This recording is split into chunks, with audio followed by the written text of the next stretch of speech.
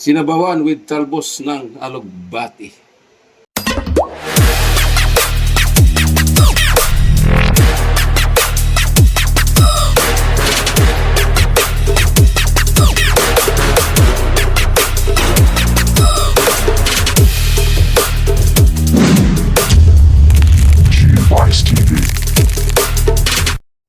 What's up mga guys? Magandang hapon po sa lahat. Welcome to my channel, Chubais TV and my cooking vlog. So matagal-tagal na tayo hindi nakapagluto dahil nga walang lulutuin. So ngayon nandito na tayo sa kusina at magluluto naman tayo muli. So ating lulutuin na ngayon, napakasimple lang. Ito ay tinatawag na sinabawang bangos na may kasamang talbos ng alugbati. So yun po ang bangos, malinis na po yan at biniak na po at hinahati-hati at hiniwaiwa. So, ready to cook na po yan. So, yan po mga sangkap natin gagamitin. Maglagay po tayo ng siling haba, fish broth cube, at kamatis, bawang, luya, at sibuyas.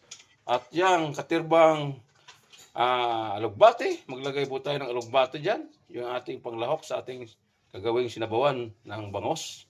At yung patis at yung pamintang durog, maglagay po tayo. So yan, bago po natin ito sa sabawan, kakaiba yung ating gagawin dito sa bangos, hindi po dito diretso sa sabawan po natin. I-atin muna itong piprituhin bago sa sabawan. So, unang gagawin natin sa ating bangos, so i-marinate muna natin ito sa pamintang durog, para maging malasa yung ating pritong bangos bago natin sa sabawan. Kakaiba ito ating luto ngayon, hindi po ito dito sabaw, hindi rin po ito sinigang, hindi po ito nilaga, at hindi po ito tinula. Ang tawag dito, simpleng luto lang sa bangos, ay sinabawang bangos kasama talbos ng kamuti. So yan, lagyan na po natin ng pamintang durog. At mag-add po tayo ng kunting asin. Kunting asin lang. Bago natin ito ipiprito. Iprito muna natin ito. Kakaiba nga yung luto natin ito bago natin sasabawan. Ayan.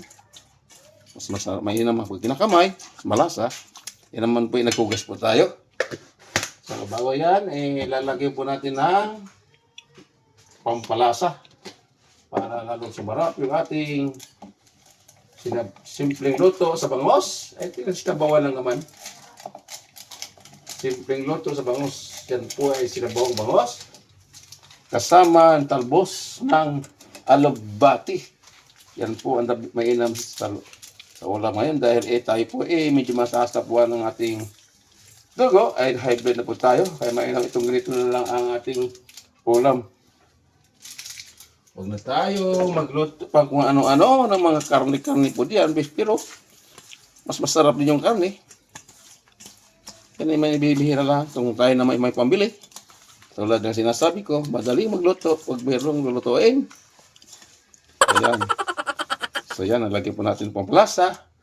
So mag-add po tayo ng kunting suka. Kunting suka lang para masim-asim naman itong ating bangos. Ayan. So, nilagyan na po natin ng suka. So, halo-halian mo muna konti. Ayan, ibaba na po. Namarinate po natin. So, yan. Mamarinate po natin within 5 minutes. Bago natin piprituhin. So, yan. Mainit na po yung mantika. So, magsimula natin sa pagpiprito. Huwag lang tarsika na. Ayan na, hindi na perfect.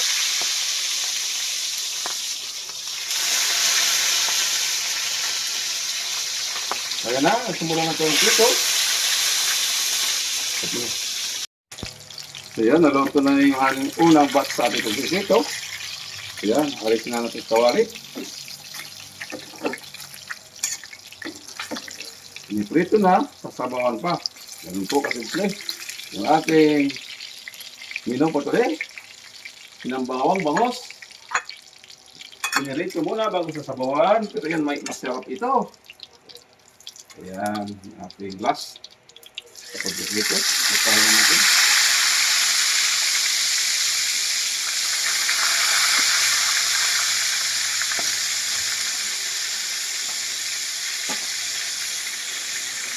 Yan. At kaya mamaya at yan naluto yung ating sasabawan. So yan, habang tayo ay naghahantay, maluto yung ating pagpiprito. Ito naman yung mga gulay, yung ating hugasan muna bago natin tatanggalan ng dahon. Mainam yung malinis talaga yung ating gulay. Bago natin siya tatanggalan ng isa-isa ng mga dahon, bago natin ihalo, mamaya sa ating pagluluto ng sinabawang bangus. Ganun po ang proseso natin. Mainam na malinis talaga tayo pagdating sa pagluluto dahil hindi po tayo nakasigurado dating sa mga gulay rito. Pinapuan ng mga alikabok. Yan. Yan. Dito ay malinis na. So isa tabi muna natin. At ito muna ang kasunod, yung ating mga sangkap, yung ating mga hiwa-hiwain. Yan, ano natin yung bawang. Ito kasunod, luya. Ayan, habang tayo nag-antay ng ating bangus na maluto. Ito naman ay magsimula tayo maghiwa-hiwa ng mga sangkap. Yan, sakayin natin dito sa sangkalan. Huwag na tayo gumamit ng platito dahil nagdagugasan pa. Ito naman ang kamatis. Yan.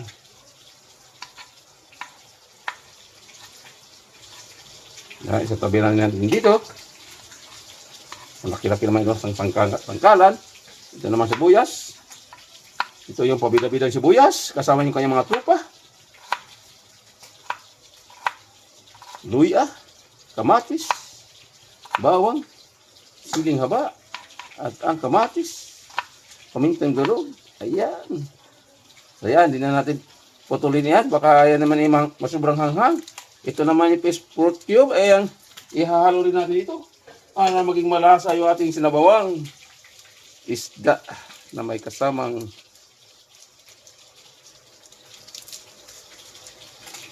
halbos ng kamote. So yan, labas na natin. So dito naman tayo sa dahon ng alugbate. Tatanggalan na natin itong dahon. Huwag natin isama ang tangkay dahil matigas na po itong dahon ng alugbate nga rin. Ganyan lang po, kasimple ng pagluluto ng sinabawang bangus. Hindi po ito sinigang at lalong-lalong hindi po ito nilaga. Kakaibang luto yung ating tinatawag dito. Simpleng luto lang sa bangus ay sinabawang bangus na may kasamang talbos ng kamote. Yan.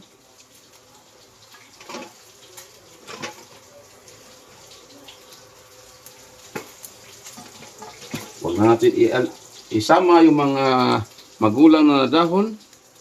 Dahil hindi nakatulong yan sa atin. Yung mga bata lang na dulo. Yan, ganyan lang po.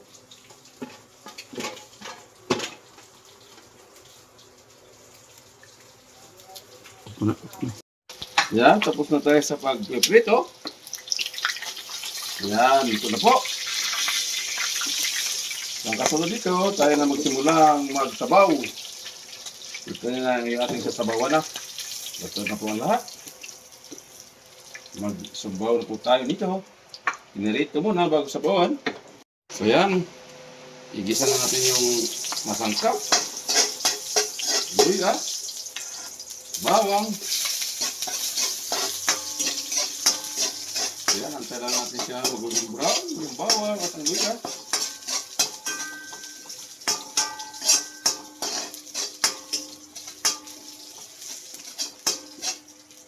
Sunod na natin yung sibuyas.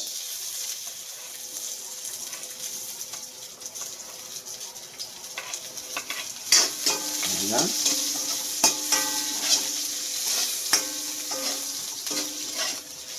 Ating sunod din ang sibuyas.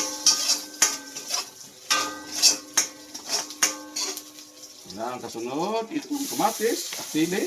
Okay, isama natin para maluto siya. Para pag-ibalasa yung ating sinabawang bangus. Lagay na agad natin yung fish fruit cube. Yan na. Yan siya. Yan. Sunod na natin yung sibuyas. Ayan, kasunod, itong kamatis at sili. Okay, isama natin para maluto siya. Para pag-ibalasa yung ating sinabawang bangus. Lagay na agad natin yung fish fruit cube. Yan na. Yan siya. Yan. Sunod na natin yung sibuyas.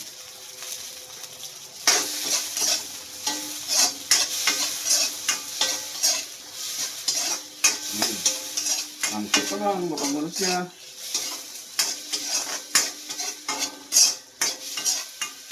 Ating sinabawang bango. Kakaibang luto natin yan. Sinirito mo na bago sinabawan, pagmintang wasak.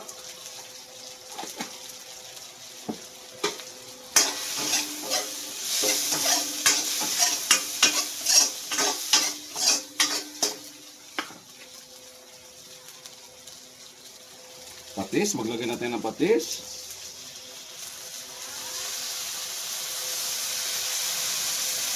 Ayan, ang patis.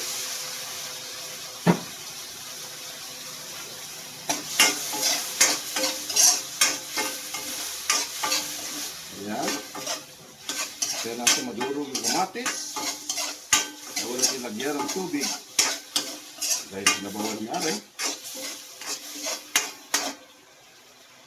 Tumalon tayo isang sili. Ayan, luto na yung kamatis. Ayan, para maging malasok na yung nabawan. Ayan, luto yung sangkap.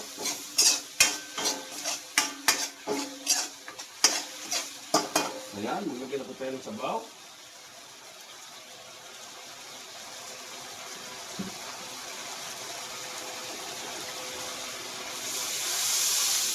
Ayan, ang tubig. Ayan. So, hantayin natin kumulo. Ilagay ang bangus. Kasunod yung talbos na kamote. Tatakpan. Hantayin natin kumulo. So, tingnan natin kung kumulo na bagari. Ayan. Kumulo na po yung ating sabaw.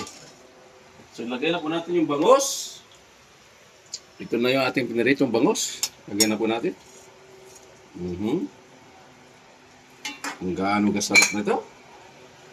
Pinirito na, sinabawan pa. So, ayan. Tingnan natin kung tama ba ang...